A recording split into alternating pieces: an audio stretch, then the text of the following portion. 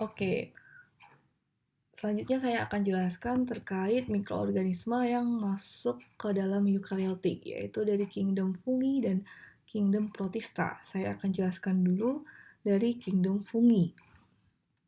Apa sih yang menjadi ciri khas dari golongan fungi gitu ya, yang membedakannya dengan golongan lain, yang membedakannya dengan golongan bakteri, golongan archaea, dan golongan protista gitu ya. Nah, yang pertama adalah fungi ini ada yang uniseluler, ada juga yang multiseluler. Uniseluler itu adalah hanya terdiri dari satu sel. Dan ada juga fungi yang terdiri dari lebih dari satu sel. Nah, eukaryotik ya, eukaryotik kita ingat dari ciri eukaryotik adalah dia mempunyai nukleus dan juga sudah mempunyai organela. Memproduksi spora, tidak mempunyai klorofil, jelas karena ini bukan tanaman.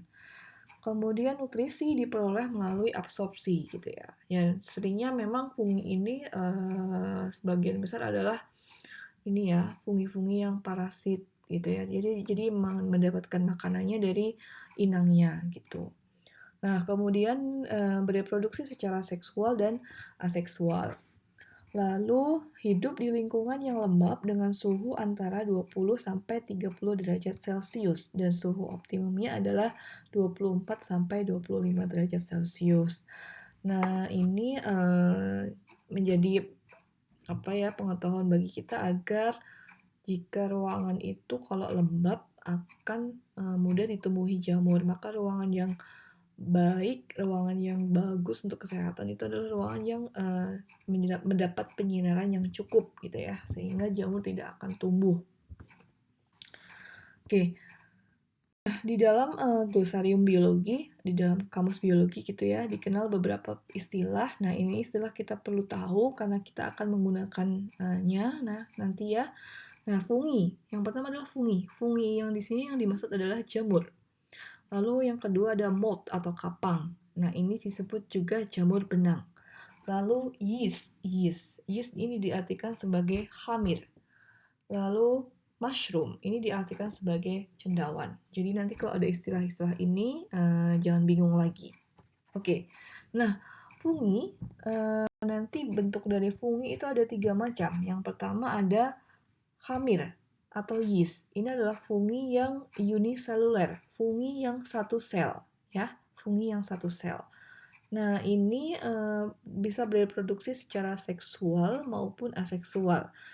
Yang bereproduksi secara aseksual adalah dengan membentuk tunas. Nah, ini adalah gambaran dari sel yeast yang membentuk tunas. Jadi kalau dilihat menggunakan scanning electron microscope, maka akan tampak seperti ini. Jadi sel yang bulatan yang besar, kemudian ada ujungnya ada bulatan yang kecil. Nah, ini bulatan yang besar ini adalah sel induknya. Lalu bulatan yang kecil yang akan tumbuh ini akan lepas, kemudian tumbuh menjadi sel yeast yang baru gitu. Maka ini adalah satu sel gitu. Oke. Nah, bentuk yang macam yang kedua yaitu adalah kapang atau tadi adalah jamur benang atau juga dalam bahasa Inggris disebut mold gitu ya. Mold atau kapang atau jamur benang gitu.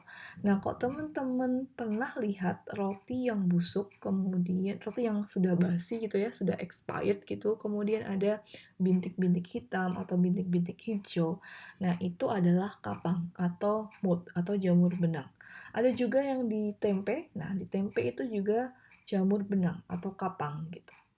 Nah, bintik-bintik hitam atau hijau yang teman-teman lihat tadi itu adalah sporanya, spora aseksual ya. Jadi kapang atau mold ini memproduksi dua macam spora, yaitu spora seksual dan spora aseksual, yang mana nanti digunakan untuk reproduksinya gitu.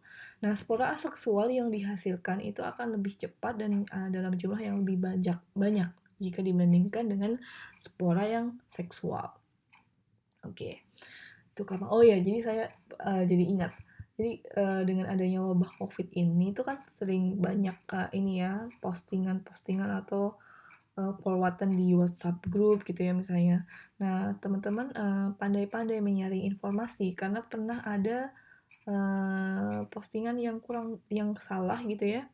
Ini yang postingan itu menyebutkan bahwa coronavirus itu termasuk ke dalam kapang atau jamur benang. Nah, ini jelas salah ya, dan apalagi di postingan di bawahnya itu diikuti dengan anjuran-anjuran yang tidak sesuai, seperti dia dianjurkan untuk menghirup tembakau gitu agar cepat sembuh. Nah, itu jelas salah. Jadi teman-teman harus pandai-pandai menyaring informasi ya, jangan termakan oleh kepanikan, dan juga ya tetap waspada gitu dengan adanya informasi-informasi yang kurang benar gitu. Oke, next saya lanjutkan. Dan yang bentuk yang ketiga adalah cendawan atau mushroom. Nah, ini adalah jamur yang teman-teman sering konsumsi. Jadi kalau teman-teman pernah makan mungkin di restoran, di jamuran gitu ya, itu semuanya adalah cendawan atau mushroom. Jadi jamur yang berukuran makroskopis, artinya bisa dilihat secara kasat mata tanpa menggunakan mikroskop gitu ya. Dan memiliki tubuh buah. Nah, tubuh buah yang dimaksud di sini adalah bagian yang teman-teman konsumsi gitu. Itu adalah tubuh buahnya gitu. Dan ini selnya itu dia mempunyai inti dan menghasilkan spora. Dinding sel kitin atau selulosa. Tentu saja adalah fungi yang multiseluler. Jamur benang tadi juga fungi multiseluler. Sedangkan yeast atau khamir tadi adalah fungi uniseluler. Jadi tadi ada tiga macam tadi ya. Khamir atau yeast, yang kedua adalah kapang atau mold, dan yang ketiga adalah cendawan atau mushroom. Nah, sekarang saya ingin jelaskan terkait dengan struktur sel fungi gitu ya. Nah, ingat fungi adalah mikroorganisme eukariotik, sehingga yang menjadi pencirinya adalah dia mempunyai nukleus dan sudah mempunyai organela. Yang mana nukleus dan organela ini yang terletak pada sebuah struktur yang dinamakan hifa gitu ya. Jadi hifa itu adalah struktur berbentuk tabung yang di dalamnya terdapat cairan sel gitu ya. Cairan sel ini, di mana cairan sel ini akan berisi nukleus dan organela. Nah, kita lihat di sini ya. Ini hifa, ada dinding sel, lalu ada lumen. Lumen itu adalah ruangan, yang mana di dalam ruangan itu ada berisi cairan sel, lalu di dalam cairan sel itu terdapat nukleus dan organela. Nah, nantinya dengan adanya hifa ini, maka fungi diklasifikasikan berdasarkan bentuk hifa. Ada yang fungi senositik, yaitu fungi yang tidak bersekat, yang hifanya tidak bersekat. Lalu fungi monositik, yaitu fungi yang hifanya bersekat.